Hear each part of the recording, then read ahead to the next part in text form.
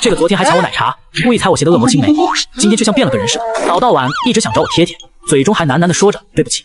看着他那流着泪的神情，我以为这姑奶奶又在想什么花招损我。我们两人从幼儿园到现在，不仅住在一个小区，而且就住在对面。在别人眼里，她是品学兼优的校花，只有我知道，她私下就是个混世魔王。我的生存法则第一条，见到萧清月立即撤退，犹豫就会遭殃。可现在望着近在咫尺的她，我的腿像灌了铅一样动弹不得。姑奶奶，你想让我做什么，你就直接说好不好？咱别这样，我害怕。话音刚落，一脸茫然的她感受到萧清月抱得更紧了。大街上这么多人看着呢，而且现在时间也不早了，你再不放开我，咱俩上课就要迟到了。现代课那老头喜欢点名。像是感受到他的局促，萧清月慢慢放开了罗慕云，眼神翻涌着里难以抑制的激动。现代课上，教授正在讲课，萧清月却没心思听课，半趴在桌子上，右手托着下巴，那惊心动魄的一幕不停在他眼前浮现。没错，他是重生回来的。就在刚刚，他正和罗慕云一起逛街，两人站在小摊前等冰淇淋做好，一辆轿车突然失控，如同饥饿的猛兽般径直朝他们撞来。罗慕云下意识把他推开，只一瞬间，他就被撞飞落在地面，周围一滩刺眼的鲜红。萧清月只感觉耳朵嗡的一声，四周的声音都消失了，发疯似的冲到他的身边。他只记得罗慕云的眼神里没有害怕和恐慌，而是充满了遗憾和平静，仿佛在生命的最后一刻还在安抚他。不要害怕。随着他眸子里的那微弱的光亮慢慢消逝，萧清月浑身一冷。再睁开眼，他已经回到了这个熟悉的街道，回到了6年前，两人还是死对头时候。上一世，两人互掐了20年，最终好不容易修成正果，那份来之不易的幸福却被定格在马路上。那么这一世就让我先迈出这一步吧，我想把欠你的那些温柔和喜欢全部还给你。萧清月，你起来说说这题的解答过程。突如其来的点名把原本正在发呆的萧清月吓了一跳，他手足无措地站了起来，盯着黑板的题目，上面的每个数字、每个字母、每个符号他都认识，但是组合在一起，为什么就变成了一个陌生的长方形？大学的学的东西他早就忘光光了。好吧，其实也没什么可忘的，萧清月大学压根没怎么学，期末全靠老师给唠到60分。罗慕云轻轻把一张纸条推到他面前，纸条上的字迹工整娟秀，不知道的还以为是女孩子写的，上面把解题的过程一行行详细的列了下来，其中几个步骤还在旁边另外用小字解释了，仿佛是抓到救命稻草一般。萧清月按纸条的内容把解题过程说了出来，教授的表情慢慢从严肃变成平静，再变成欣赏。你这个思路很好，比我原来的解题方法要简洁很多，做下去吧。这节现代课过得很快，主要原因是萧清月听着听着就睡着了，一睁眼就下课了。你看看你留的那一桌子哈喇子，一点女生该有的形象都没有。萧清月惊慌地坐起身子，看向自己刚刚趴着的桌面，却是干干净净的，哪里来的口水？她没忍住笑出一声，虽然很怕这个女魔头，但是有时候就是会想犯个贱，就像猫咪看见有东西放在柜子边边，总是想踢一脚。背起书包，罗慕云正准备溜之大吉，却发现萧清月没有发火的迹象。你干嘛骗我？罗慕云刚刚跨出去脚僵住了，他有点不敢相信自己的耳朵，萧清月这种撒娇一样的语气，是自己这辈子能活着听到的。要按正常流程来走的话，现在应该是自己在前面狂奔，萧清月在后面紧追不舍，挥舞着书包要揍自己。这算是报答刚刚现代课上的救命之恩，所以对自己网开一面了。好了，快走吧，我都饿了。来了。你今天上课怎么书都不带？幸亏那老头没坐下来，不然你平时分就没了。别问了，快回家吧。你也知道说你肚子饿了，我总不可能说刚刚重生回来忘记要上课这件事了吧？罗慕云，把课表发我一下可以吗？上个月不是才给你发过吗？你当垃圾给删了。这个女魔头今天绝对不正常，从小学到现在，第一次听到她问出可以吗这3个字。拿过来，别废话，要死啊你！我认真的问你一个问题，那我就尽量不敷衍的回答你。如果我追你，你会怎么办？全世界我也可以放弃，至少还有你值得我去珍惜。还能怎么办？你追我，我除了跑还能干啥？萧清月的眼眸骤然结冰，绝望的将脸别向右侧。我明明在认真回答，怎么反倒惹得他这副模样？那个，你最近是不是遇到什么事了？朝夕相处这么多年，他比谁都清楚今天的萧清月状态反常，排除超自然因素，只能是最近发生了什么。很可怕的事。跟我说说，今天我破例当回垃圾桶。他摇了摇头，这般噩梦恨不得从记忆里弯去，怎会愿意再撕开伤疤？不想说就算了，下午问你想让我做什么还没答呢，看你心情差，大发慈悲请你喝奶茶好了。要热的还是冷的？热的吧。给。先帮我拿着吗？车头挂着奶茶，两人轻车熟路往南边公园骑去。萧清月家规森严，奶茶辣条都是违禁品，所以他们总来这个公园偷吃。其实罗慕云完全可以在家光明正大喝，但从小被他连哄带吓骗来公园，久而久之竟成了习惯。你不揍人的时候还挺温柔，日落倾家荡产请客了还委屈，但不得不承认，安静的萧清月确实动人。坐近点。罗慕云听话的往他身边挪了挪。两人坐在一起的时候，他习惯性隔开一步远的距离，为的就是防止萧清月搞突然袭击，自己来得及反应过来跑路。罗慕云表面风平浪静，但是拿着奶茶不停颤抖的左手已经出卖了他。这种亲昵的举动是他做梦都不敢想的。他隐约还记得，在以前的初中历史课本上看到过，古代的犯人在杀头之前要吃一顿丰盛的。萧清月这是在给自己上断头饭，横竖都是一刀，不如痛快些。你都知道了？知道什么？别忘了，偷拍你事情是我不对，这就伤害不行吗？不是这事，那前天藏你袜子的事，还是扔你新海报的事，到底哪件？你说句话。他彻底慌了，明明做的天衣无缝，怎么全暴露了？什么温柔，什么喜欢，反正欠了20年，多欠1天又何妨？欠你的我明日再还，今日这仇非报不可。错了，姑奶奶。谁错了？我。这两家的孩子这么多年一点没变。怎么了？明天早上你可不可以等我一下？姑奶奶，你又想干什么？我想陪你一起去上课。我回来了。先去洗手，厨房给你留了饭菜。这么晚才回来，带小月去哪儿玩了？那不是你想的那样啊，不是什么不是，你俩从小区门口进来时我都看见了。小清月今天心情不太好，我就陪她去公园喝了杯奶茶。这事我只告诉你，那您可别告诉萧叔。我是说只告诉你爱了，千万别传到萧叔那儿去。我记得从初中起，你和小月就像躲猫猫似的，今天怎么突然陪她喝奶茶了？你们和好了？谁要跟他和好？就萧清月那个母老虎，做梦去吧！好，不和好就不和好。上大学了，什么时候带个女朋友回来？你高中时可没少收情书。这突如其来的话题转变，让罗慕云嗅到了陷阱的气息。再说，哪有家长大一就催着谈恋爱的？不急，大学里漂亮女生多的是，4年时间足够了。找女朋友啊，长相倒是其次，重要的是互相理解，彼此包容。今天的牛肉炖得太烂，盐也放多了，得给个差评。要是2个人从小就认识，知根知底的，那就更好了。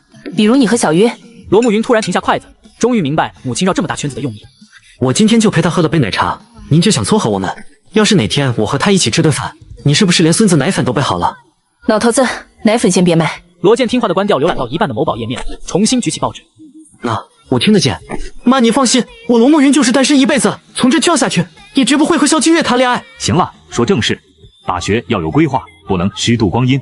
你理科一直很好，将来有什么打算？准备考研，大1、大2保证不挂科，大3再备考。又闲聊几句后，时间已晚，罗慕云便躲进了自己房间。躺在床上，他点亮手机屏幕，发现2条未读消息。完蛋！项羽是罗慕云给萧清月的备注，源自高中时期。在他眼中，萧清月就是个蛮不讲理的暴力女，活脱脱现代版西楚霸王。要是被他发现这个备注，免不了一顿毒打。罗慕云战战兢兢地回了句晚安，犹豫片刻，还是在论坛发了求助帖。青梅竹马突然性情大变怎么办？昨天还凶神恶煞，今天突然温柔施舍，像换了个人。这种情况该如何应对？在线等，急。李叔，2杯豆浆，2块葱油饼。好嘞，在这吃还是打包？在这儿，还是打包吧。罗慕云突然想起昨晚和老妈的对话，要是真被他撞见2人一起吃早餐，那可就糟了。幸好及时改口。为什么不在这吃啊？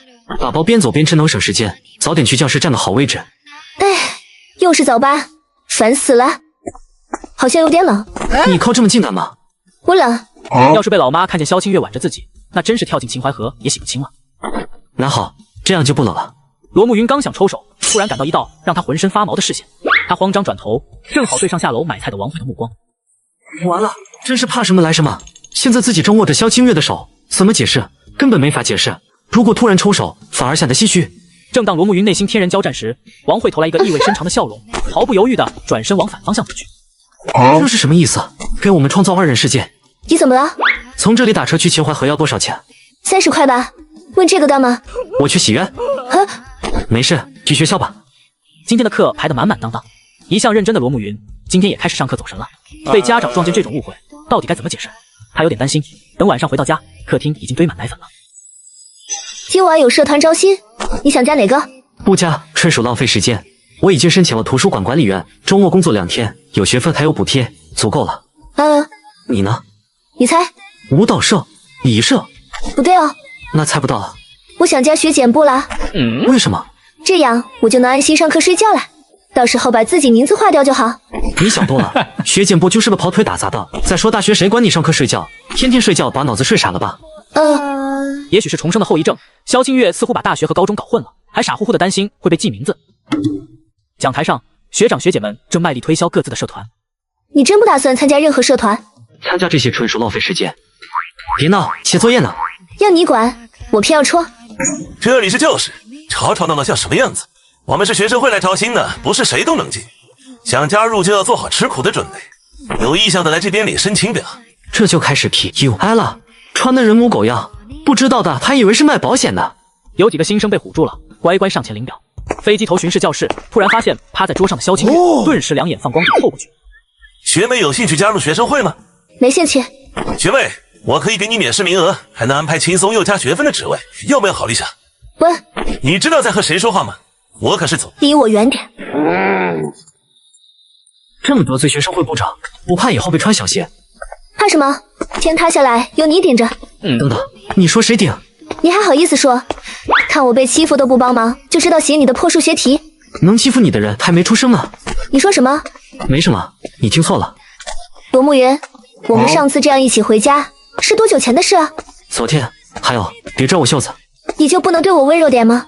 请您别拽我袖子。回到家，吃过晚饭，洗完热水澡，罗慕云坐在床边，点开昨晚发的帖子。各位，我的青梅突然不对劲怎么办？这种情感话题总是能引来各路网友。短短半天，帖子已有几百赞，100余条回复，一半是玩梗整活，另一半是带颜色的调侃。果然不靠谱。滑动屏幕，终于找到一条像样的建议，仿佛抓住救命稻草。罗慕云立刻发送好友申请，对方秒速通过。哎呀，你好，看到你在我帖子的回复，能聊聊吗？你说让我接受全新的他，但我好像做不到。这天罗慕云上楼的脚步比平时轻快了许多，因为王慧和罗健这2天都出差，昨天中午就走了，起码要明天早上才回家。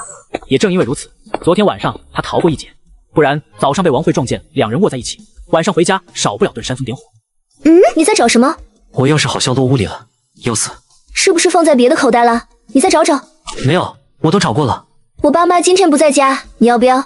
不用，我还是回学校找个空床围将就睡一晚算了。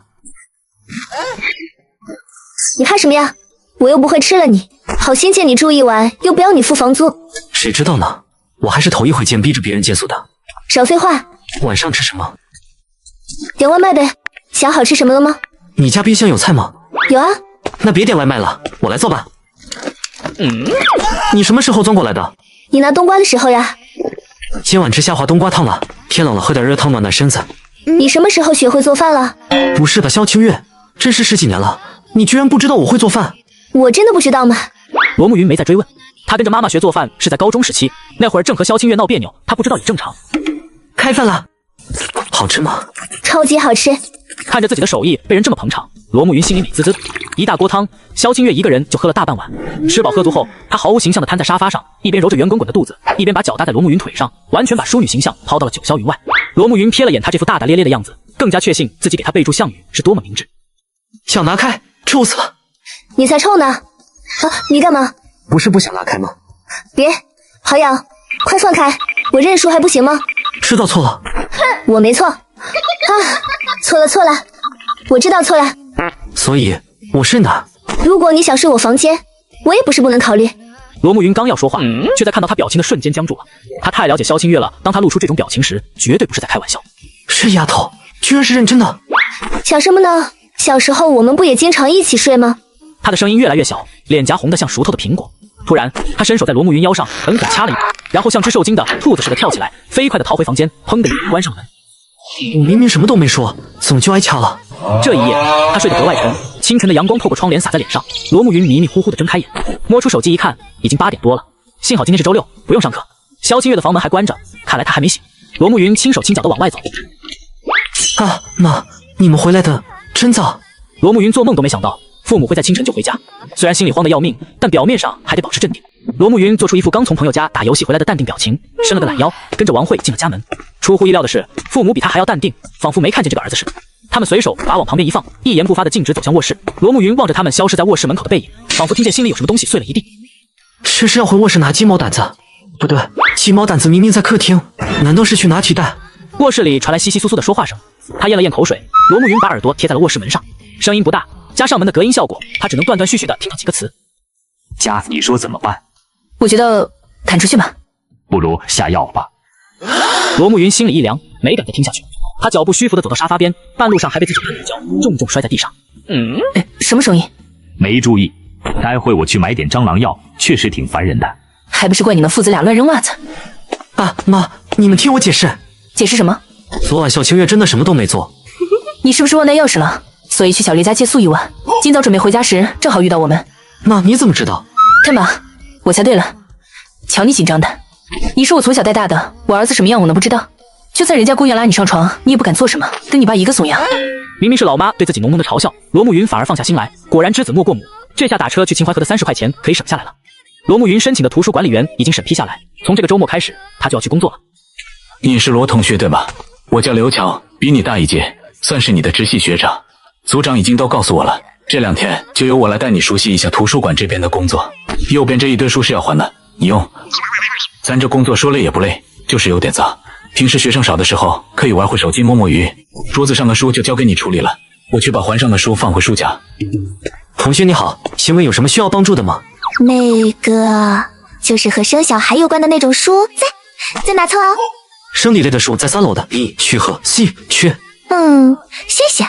第一天的工作还算轻松，或许是刘乔照顾的原因，罗慕云做的都是一些简单的活。从图书馆大门走出来，他看到一个熟悉的身影。你怎么来了？来接你下班呀。我又不是小孩子，自己回家还能走丢了不成？我就想接，要你管？你又想喝奶茶了是吗？什么吗？我特地跑这么远来接你回家，你居然这样说我？还是杨枝甘露，龙井清盘吧。我就说黄鼠狼给鸡拜年没安好心，你除了剥削我还会什么？我会陪你上课，陪你散步，陪你下班，陪你。打住打住，怕了你了，迟早老婆本都要被你吃光。本来就是我的。周日清晨，罗慕云破天荒的起了个大早，去图书馆上班。学弟，我跟你说，你们这届女生的颜值是真的高。是吗？你都没发现吗？这么说吧，随便从你们班拉个女生去商场站几分钟，绝对有人来要微信。这么夸张？那可不，特别是金融一班的萧清月，说是咱们金融系的系花都不为过。还行吧。可惜什么？合力中文系有个高富帅在追她，人家天天换着好车来上课，咱们这种普通人拿什么跟人家比？只能眼睁睁看着女神被追走吧。罗慕云闻言陷入了沉思。有人追萧清月，还是个高富帅，这什么狗血偶像剧剧情？他怎么没跟自己提过？对，萧清月好像也没必要告诉我，我们现在的关系跟普通同学没什么两样。萧清月要是把这种事告诉我才奇怪呢。再说了，我一点也不在乎，那个女魔头被谁追跟谁谈恋爱，关我什么事？发什么呆呢？啊，昨晚没睡好，有点头晕。大一刚来都这样，像我早就开始享受摆烂人生了。既然你不舒服，今天就继续做前台吧，我去整理书架。不是，学长，我其实……周日前来借书的人不多，大部分都是考研党来占座复习的。罗慕云闲得发慌，干脆掏出手机摸鱼。他找到之前在论坛认识的情感导师，两人接着上次的话题聊了起来。就像你去超市买牛奶，打开发现里面是可乐，一时半会儿肯定喝不下去。罗慕云盯着屏幕皱起眉头，和现在的萧清月完全一样的女生，一个长相甜美、性格温柔、会陪她上课下班的女孩子。他犹豫再三，最终还是删掉了对话框的名字。不知道，你也是大学生？好，那你忙，拜拜。你好，同学你好，有什么需要帮忙的吗？这是昨天的书，我看完了。还书是了，放这边就好。还有其他需要吗？有，就是女生和女生之间的那种言情小说在2楼 B 区，你可以去看看。傍晚时分，揉着酸痛的腰，罗慕云走出图书馆，毫不意外地看到了那个熟悉的身影。今天上班遇到什么事了吗？看你心情不太好。没事，快走吧。返程的路上，两人都沉默不语。走到小区门口时，萧清月正想鼓起勇气打破沉默，却听见罗慕云先开口了：“是不是有人在追你？”这突如其来的问题让萧清月本就迟钝的脑袋直接宕机了。有人追我？我可是重生后第一时间就来找你了。等等，好像大一刚入学时，确实有个男生总在我面前晃悠，是食品系还是中文系的来着？记不清了。所以，罗慕云这是在吃醋。原来这个臭男人表面装的冷漠，其实还是在意我的吗？罗慕云问完那句话后，心跳突然加速，偷瞄眼发现萧清月在发呆，他的心顿时凉了半截。这是在想要怎么搪塞我吗？可自己又有什么立场过问这些呢？我们现在不过是普通同学关系罢了。好像是有个人追过我。我还有作业没写完，先上去了。次日清晨，罗慕云还是如约来敲门。两人来到李叔的早餐铺，买了2杯豆浆和2份酱香饼。打包是吧？拿好了，豆浆小心别洒了。你俩吵架了？没有。你干嘛？去上课还能干嘛？松手！不放。随你。你干什么？这么多人看着呢。你先答应我不生气了，不然我就一直抱着你。我没生气。好，我不生气了，行了吧？没想到啊，罗慕云，你还会吃醋呢？谁吃醋了？我就是昨晚写作业太晚，精神不好而已，你别自作多情。又是一上午昏昏欲睡的课程，刚下课，罗慕云就收到要去办公室找辅导员的消息。我没犯什么事啊，总不会是因为肖清月对了学生会部长，连累到自己了吧？中午不用等我吃饭啊。都怪你上次骂那个学生会部长，辅导员肯定是看你长得漂亮舍不得骂，只能拿我开刀了。太阳打西边出来了，这种话居然能从你嘴里说出来。大家好，罗慕云是吧？坐，今天找你是说图书馆的事。接下来整整半小时，崔导员喝了无数次水，罗慕云听得云里雾里，好像什么都说了，又好像什么都没说。最后，有领导视察时发现工作人员在前台玩手机，你懂我意思吧？以后注意点，图书管理员不好当。这就是语言的艺术吗？前面半小时的铺垫，就为了最后这句话，两句话的事硬是扯了半小时，艺术，太艺术了。这是什么？这是今年全国数学建模大赛的作品，我带的小组做的。参加数学建模能锻炼思维能力，对学习很有帮助。感兴趣的话，可以把题目拷回去研究。我不是让你别等我吗？我才不听你的呢！怎么心疼我啦？你想多了，快走吧，我饿了。老妈做的可乐鸡翅在召唤我。我买了电影票，陪我去看呗。周末我要去图书馆上班，哪有时间？知道你周末没空，所以我买的周三下午的场次。罗慕云这才想起，大一的周三下午是公休。那勉为其难陪你去吧。什么电影？你自己看。你的名字？动画片有什么好看的？周三去了就知道了。罗慕云，其实我觉得你挺好的。你也挺好的。那我们都是好样的。果然狗嘴里吐不出象牙。今天王慧和罗健又出差了，冰箱里备好了午餐和晚餐。罗慕云刚准备吃饭，突然想起敲门声。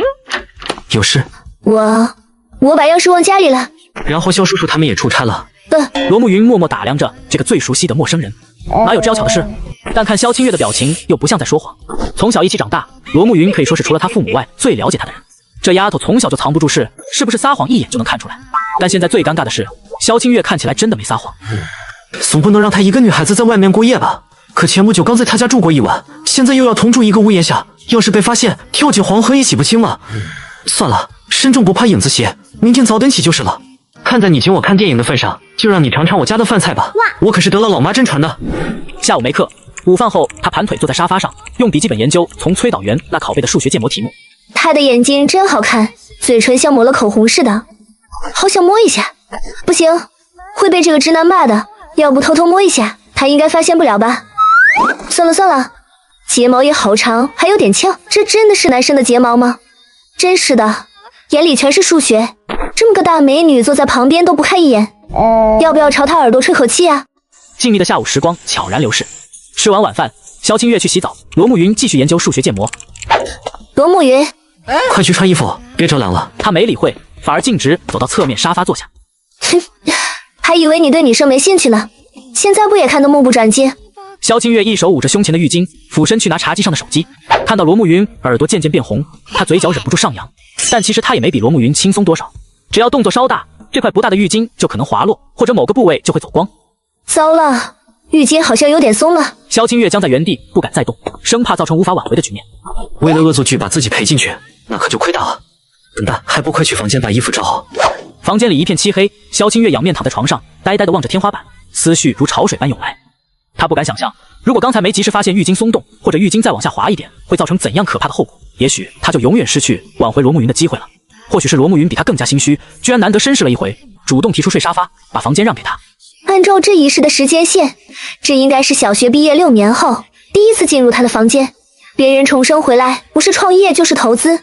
某个晨曦男子更是左拥右抱，左手一个白月光，右手一个宝藏女孩。自己这样是不是太没出息了？肖清月努力回想世界杯比分和彩票号码，但这实在难为他那没点技能点的小脑袋了。算了，先搞定罗慕云这个钢铁直男再说。你什么时候进我房间的？姑奶奶，这是我房间，再不起床上课要迟到了。今天的英语和思修都是水课，罗慕云干脆带电脑去教室，躲在最后一排继续研究数学建模。起初还算简单，越往后计算量呈指数级增长，一次验算从几分钟变成近2小时。照这趋势，后面会更恐怖。这果然不是一个人能完成的，难怪大公司的风控部门都要成立专门小组。第二天一早，罗慕云把文件和思路发给崔导员。这个建模他只完成大半，实在头晕眼花。虽然发了过去，但他不指望崔导员会回复。辅导员兼老师本就忙碌，最近还在带队比赛。中午下课，两人放好书包，打车直奔电影院。你好像有点紧张。没有，就是有点冷。我才不会承认这是第一次和女生看电影才紧张，否则肯定要被萧清月笑话好久。教授，我真的演说很多遍了，做吧还没问题的。整整半个月，你们就给我秀这个比赛，咱学校每年都被隔壁金陵大学压一头，今年全校上上下下的领导都盯着，要是出了什么差错，这个比赛是他自告奋勇申请带的，现如今还有3天就要上交作品了，却出了问题，怕是首当其冲就要拿他问罪。今年的评级看来是没希望了。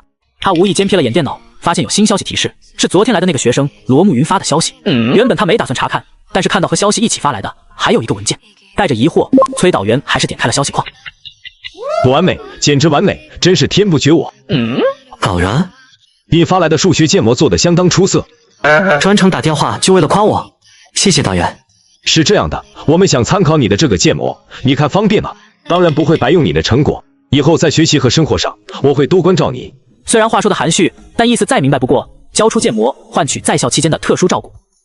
罗慕云瞬间了然，这哪是商量，分明是变相的命令。他几乎能想象到拒绝的后果。这个建模本来就是我随手做的，你需要尽管拿去用，反正留在我这儿也没什么价值。教授，这套建模真是那个大一学生独立完成的，这套建模完成度接近70%，思路成熟的不像话。一个大一学生2天时间，80%是家里有专业人士指点，你们拿回去好好完善，别再出纰漏了。谁啊？副导员。这个点找你。建模的事，先看电影吧。你知道我最喜欢哪个片段吗？我才不猜呢，每次都猜不对。切，真没意思。其实我也是从前世回来找你的。前世？你就是皇太极转世？什么皇？转你个大头鬼啦！这不是你说啥我都无条件相信你吗？还打我干啥？他不太聪明的脑袋飞速思考着，好像罗慕云说的很有道理，但是又感觉哪里不太对劲。哼，死直男就会破坏气氛，自己现在又不是罗慕云的女朋友，这是在闹哪出啊？要是他不理会自己，直接走了怎么办？萧清月逐渐放慢步伐，没有听到身后传来脚步声，心里泛出几丝慌张，干脆停了下来，急忙回过头，却发现身后只有行色匆匆的人群，他的身影已经消失了。他真的一个人走了？大笨蛋，真是个大笨蛋，又把我弄丢了。站着干嘛了？后面掉了100块钱。你刚刚去哪里了？吓死我了！我就一直跟在你后面，还能去哪？你走路怎么没有声音的呀？我又没开机卡，2条腿走路哪里来的声音？走吧。罗慕云回想起他刚刚问出那句话时候的语气，貌似不像在开玩笑。人家这么认真的问自己，自己还在扯皮，难怪他闹小性子呢。如果给你一次重新来过的机会，你真的还会来找我吗？我成天除了惹你生气，就是欺负你。我要是你，我就跑得远远的。你也知道你就会惹我生气啊。如果有个女孩像3叶那样不顾一切，即使打破时空的禁锢，也要回到你身边，你会怎么想？我靠，要是我这辈子能遇到这么奋不顾身奔向我的女孩子，我直接连夜把她扛去民政局，犹豫1秒钟都是我的罪过。大傻子。什么？没什么。这天下课就接到辅导员消息，让他中午到办公室一趟。导员，刘慕云是吧？崔导员一字一顿地喊出了他的名字，想表现得对他很关注。请问您找我有什么事吗？是好事。什么好事？你个比猴还尖的玩意儿，有好事能轮到我？比之前我有了解过，你想考研到金陵大学是吧？是的，导员。下个月有个理工联盟数模大赛，是以你们学生个人为单位参加的，如果能拿前3名，可以对你考进金陵大学有很大帮助。他接过崔导员递过来的单子，从头到尾看了一遍，顿时心动了。名额有限，今年我们学校只分配到了2个，我手上的名额就交给你了。那另外一个名额呢？另一个名额在数学院，你看看，就是那个女生。这不是图书馆那个女生吗？你好，我是大一金融系的，应该可以叫你学姐吧？我是数学系的，答案。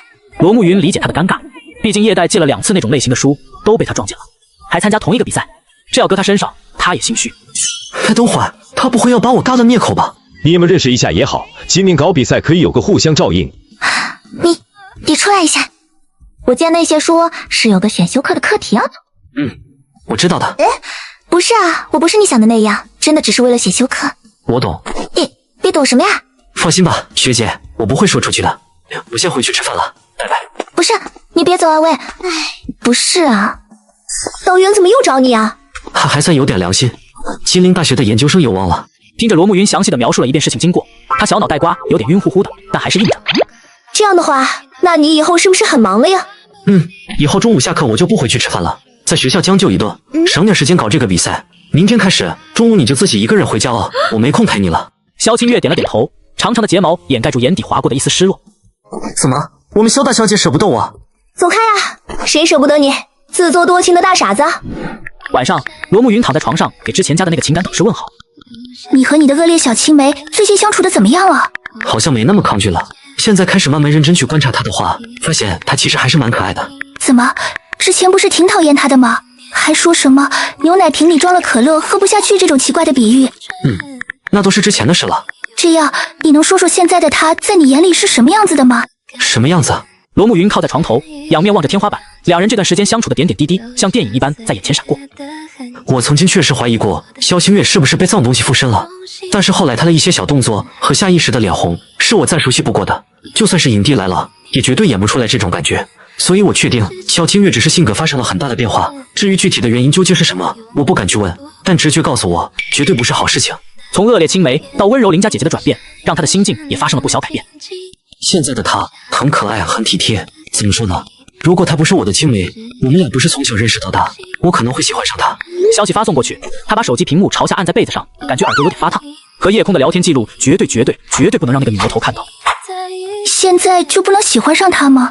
罗慕云不禁佩服夜空，果然是感情大师，只用一招就直接戳中了他的内心。他刚刚那样回复，确实是有点避重就轻的。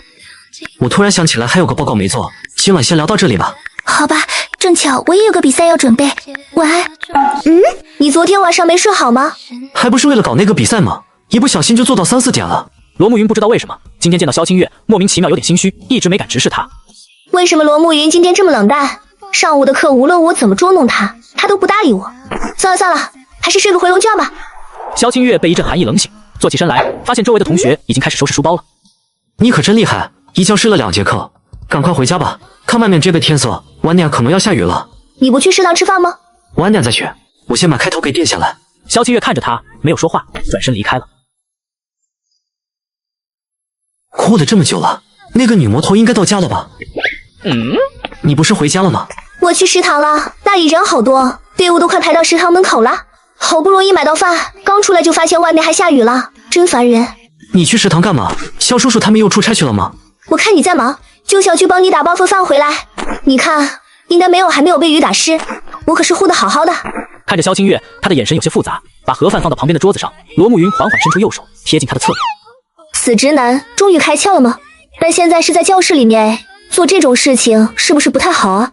以后下雨天不要乱跑，就你这小身板，现在天气又这么凉，感冒了怎么办？罗慕云伸出2根手指，在他的白腻如脂的脸蛋上狠狠捏了一把。手感还不错。罗慕云，你要死啊！金陵城的天气，前一秒还是晴空万里，转眼间就下起瓢泼大雨来。刘乔心情郁闷地躲在楼梯口避雨，无意间瞥见走廊上站着俏丽的身影。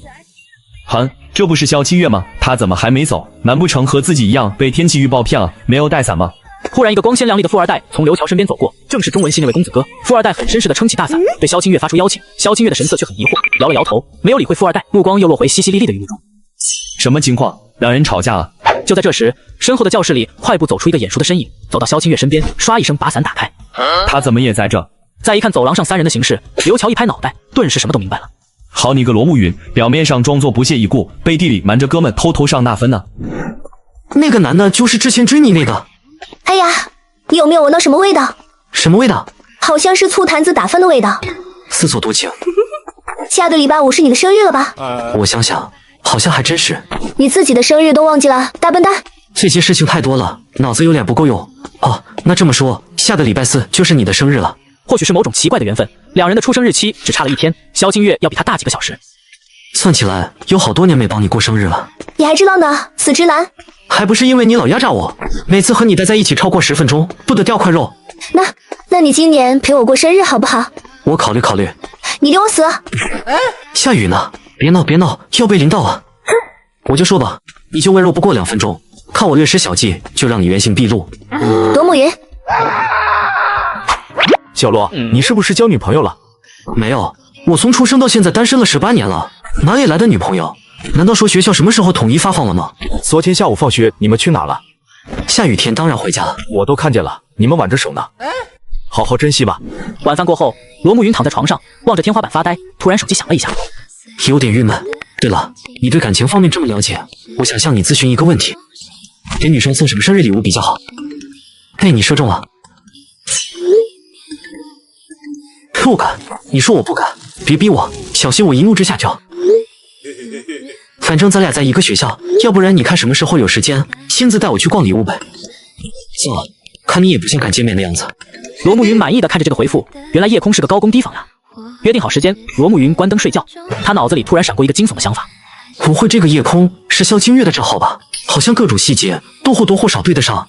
如果真的是这样，想到这里，罗慕云感到一股强烈的尴尬从心底涌向全身。他决定每天要悄咪咪试探一下敌情。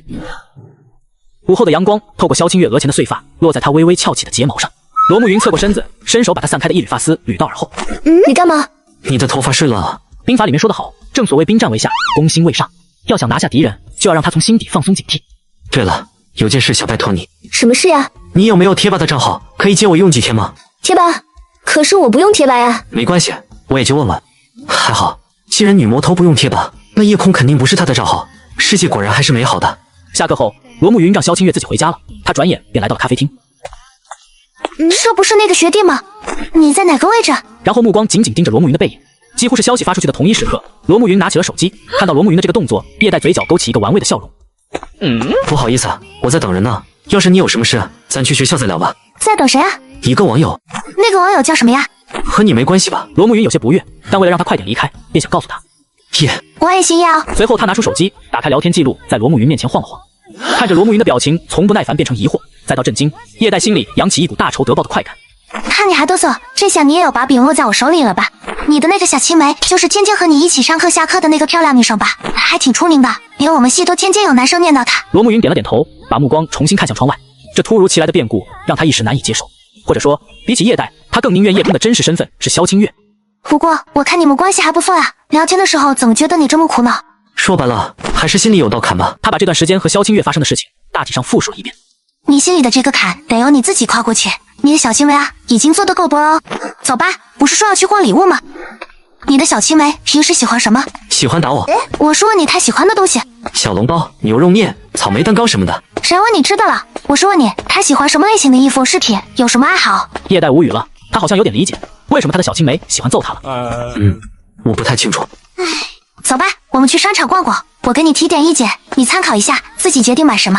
两人朝不远处高耸豪华的商场走去，路灯下，一个俏丽的身影正垂头丧气地走着。